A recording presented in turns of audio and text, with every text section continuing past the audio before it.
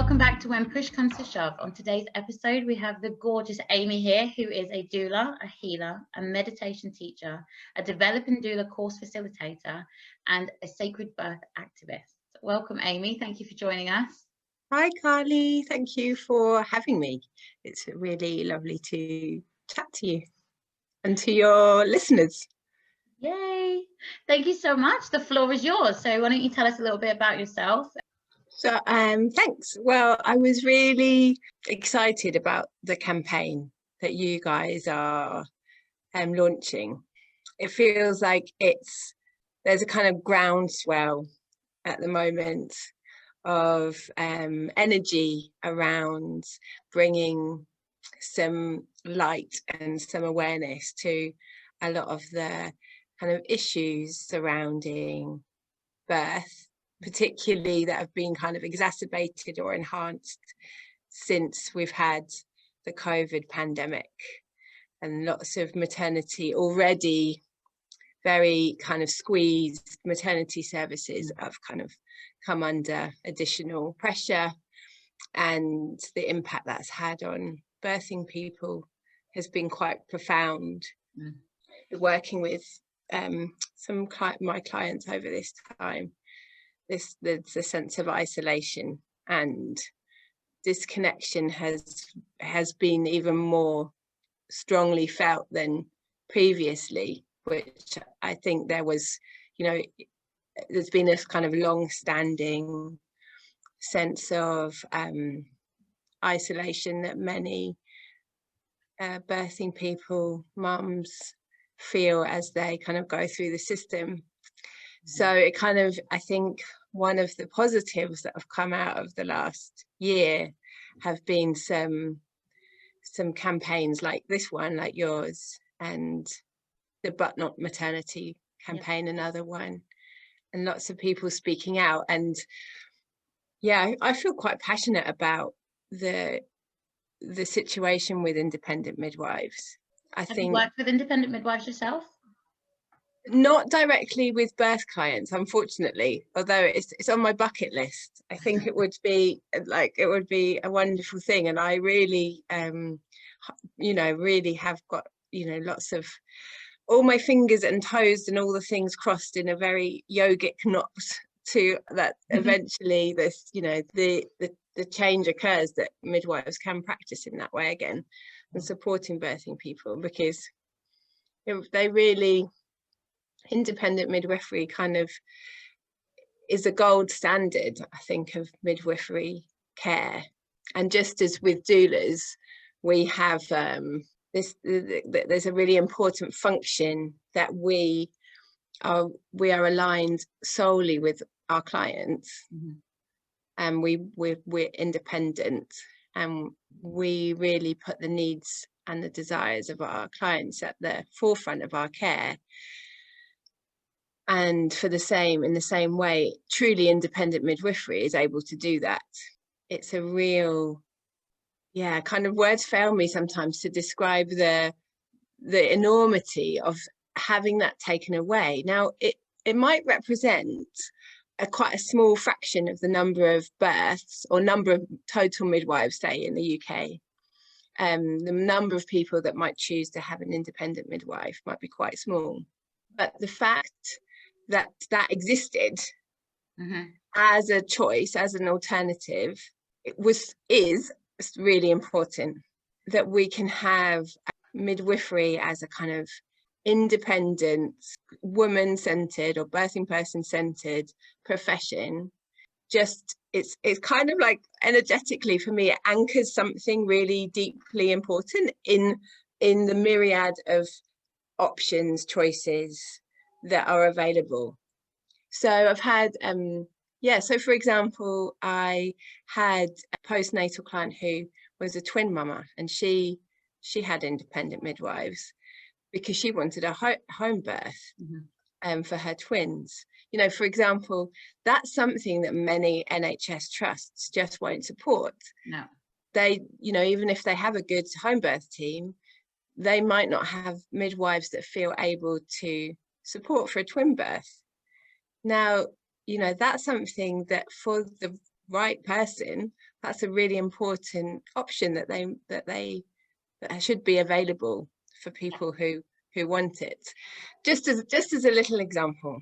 Yes, the same as breech birth. I had a wonderful lady on the other day talking about her breech birth, and that wouldn't have been facilitated by the NHS midwives. And so she was lucky enough to find an independent midwife to help her, who was very experienced in breech birth. So it's very, very, very important that the choice is there for all birthing people to be able to access. Yeah, exactly. And I think when we kind of understand, which I didn't really fully, but a midwife kind of explained to me, Deborah Nagar, she was explaining just how kind of specific the rules have been about midwifery that do not apply to other healthcare professionals, to nurses or to doctors. So it's a very specific restriction on an activity which is predominantly women and babies and other birthing people within who don't identify as women. So this kind of historically an activity that has been, I guess it's to do with power and where power lies. And when we understand the role of birthing in terms of the power that experience can facilitate for the person giving birth, there's a kind of external wrestling of power in a kind of political way to centralize it and pull it away from those individual people giving birth. That's kind of my perspective. And independent midwifery was kind of one of the gatekeepers that was holding that in place. So the power still remained with the person giving birth. Yep. So from a political and kind of activist point of view, there's huge potential for transformation in that act, and it's significant that the structures, the powers that exist, that kind of look after maternity care in general, have been kind of restricting this particular activity of independent midwifery, and it's not kind of accidental. I don't believe. I think it's a very deliberate act to hold the status quo in place. Yeah, I hear a lot of people saying it's a witch hunt, and I have to agree, it is a modern day witch hunt. Yeah, and I guess, yeah, that's kind of quite a loaded statement. But the energetically, I think the same thing is at play. So we've had a kind of system that holds power with certain small group of individuals for the last, like maybe we want to talk about it from the Roman invasion onwards, and the repeated quashing of any kind of localized power that potentially is subversive to the centralizing of power. And that's the context we're kind of currently living in. And birthing has a power to totally disrupt those systems of subjugation, which I think is why many of us birth practitioners go into this work, because we're so drawn to the power of the birth experience. And I guess that's okay. So sort of circling back round, sacred activism for me is kind of inherently what birth keepers, independent midwives, doulas are doing. What we're doing, because birth and birth work has such a huge potential for transformation and change on the individual level and on the collective level. And that's why when I was pregnant and I gave birth, that was kind of what I discovered through the experience. And that was why I was like, this is why I need to work in this field, because for me, it was just like this profound awakening. And the spiritual aspect, I guess, to just expand a little bit on that, kind of awakened at a deeper turn of the spiral for me at the same time. And I find that working with birthing people, pregnant people and postnatal people, families, that it's a kind of moment in our lives where the miraculous kind of opens up to us. However, whatever your kind of identified spiritual or not spiritual beliefs are, I tend to find when clients go through the experience of becoming parents that there's this awe and awakening to love, essentially, that is so profound. It's like it's a kind of liminal space that's entered where transcendence and transformation occurs, that I guess for me, and I think for others, could be labeled spiritual. Mm-hmm. So in the sense that as birth keepers, we see that moment, don't we? We see it in our clients' faces, in the birthing women and partners and everyone involved in the birth. We see that moment, and it's beautiful and slightly addictive. Like yeah, I think so. Like I say it to my clients, like, we're here for the oxytocin. Don't forget it. For me, what is doing the transforming is this energy of love, which is really coming through and opening through the people who are pregnant and birthing, and it's there kind of to tap into during that 4th trimester time as well. And when and that love is the thing that has the power in it. And it's kind of amazing. It's an amazing force for change, for really positive change. So I guess the way I kind of identify it, or the lens that I see our act through, is through this sacred activism lens. And so when there are campaigns like yours, or like the But Not Maternity, or the Birth Activists podcast, for example, that's just opening up to, on a more national level, conversation of change, of transformation, of anchoring more love. Or, for example, we definitely think that we can't change the system from inside. Being doulas and midwives, we don't have enough of a voice, and we need to bring it out, and we need to encompass everybody, because birth affects all of us. It affects men and women and everyone, and we need everyone to talk about it. We need to bring it mainstream. We need to bring it into the pop culture of this country, and really talk about it and be open about it. And I think that the movement is starting to come.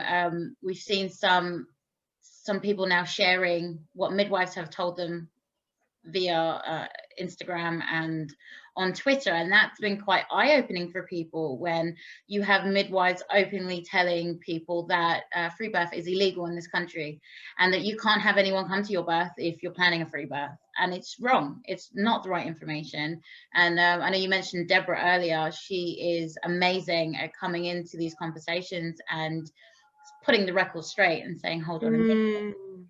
And all of these activist groups and all of this is just amazing, and we're all trying to go into the same direction of making this accessible and getting everybody to understand about birth. And our next hope is to create an educational program to go into schools and teach children about the physiological process of birth. I think it's a really good point that you make about that. Everyone is affected by birth, because yes, we were all born, like we all were born. Our first experience is, if you like, is of coming into the world, of being born. And I think it's almost like there's a kind of, in the general population, there's a lot of fear around birth, right? So it's almost like this veil of fear. Yep. An unfounded veil of fear as well. An unfounded veil of fear. It's like almost like a labyrinth of illusion and disillusion.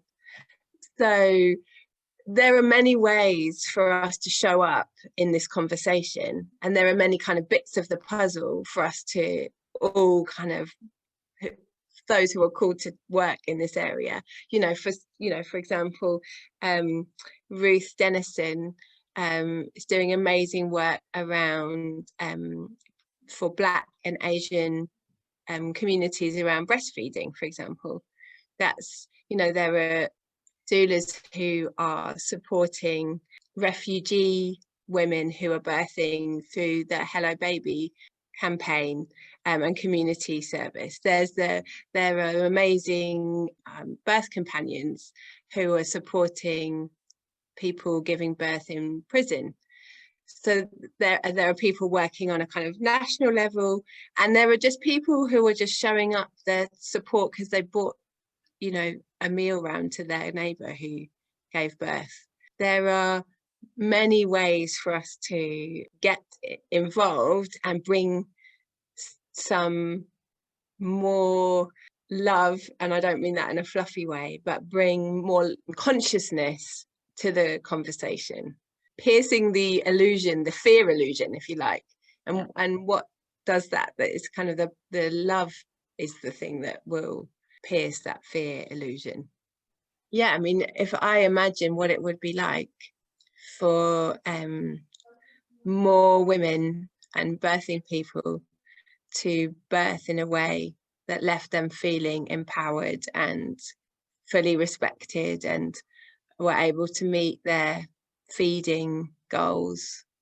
We know that like 80% of birthing people initiate breastfeeding, and we have one of the worst breastfeeding, chest feeding rates in the world.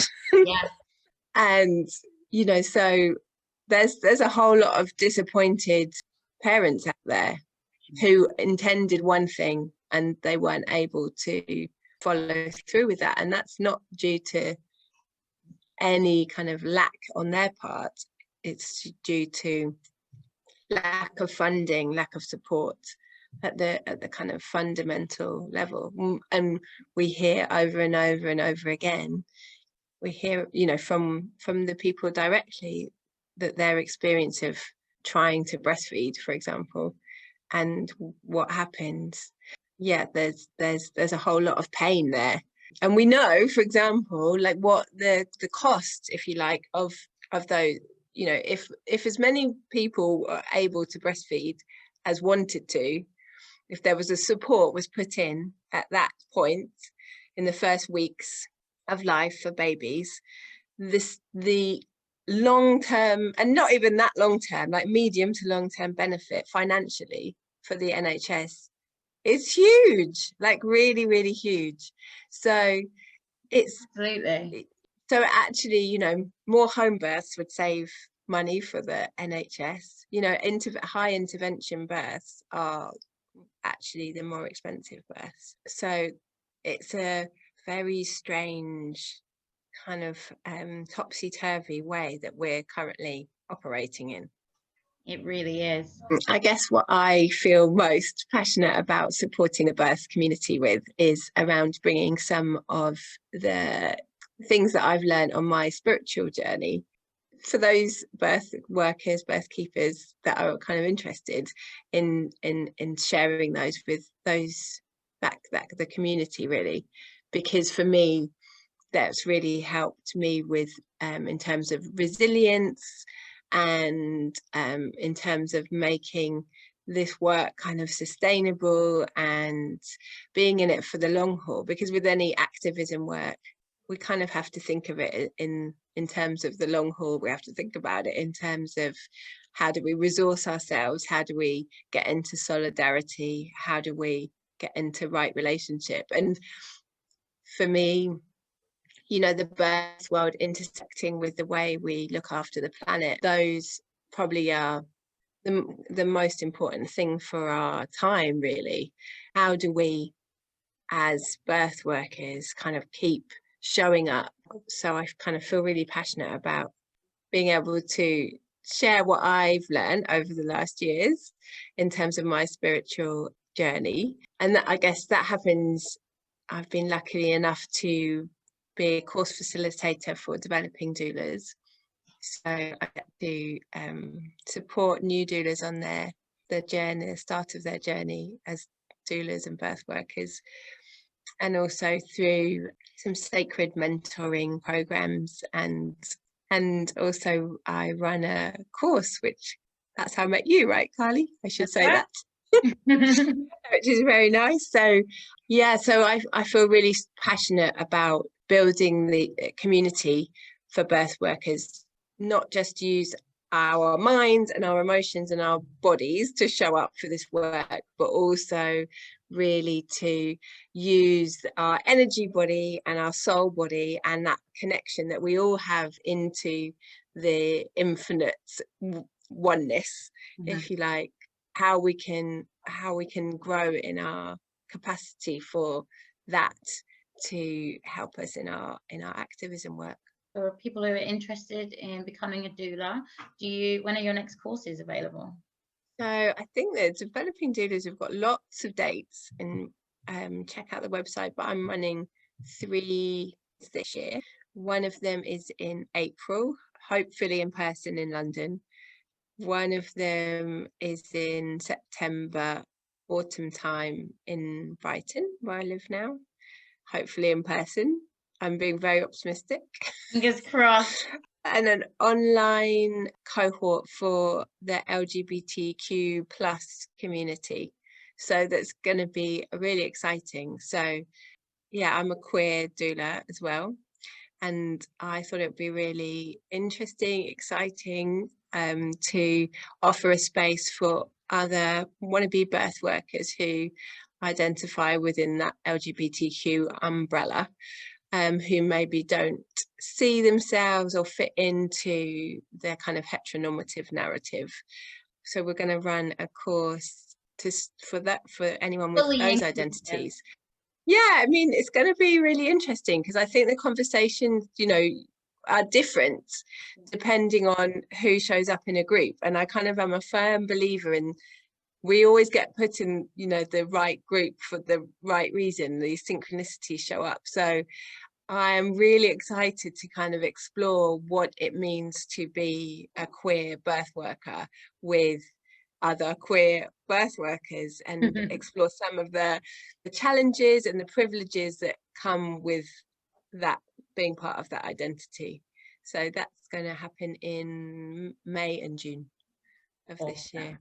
Another little piece of the birth activism puzzle. Yeah. For example, there's AJ Silver is running a great competency course for anyone that's kind of interested to find out more about supporting LGBTQ families and kind of understanding the context around any of that kind of discourse, which I know lots of birth workers have done. So yeah, we'll post all the links to everything in the comments here so people can find it and be able to connect. Yeah, we're amazing. Yeah, so I guess I would encourage all of the people who are watching to find what's going to resource you if you're a birth worker, if you're someone for the long haul. Being in community feels like one of the strongest things for me.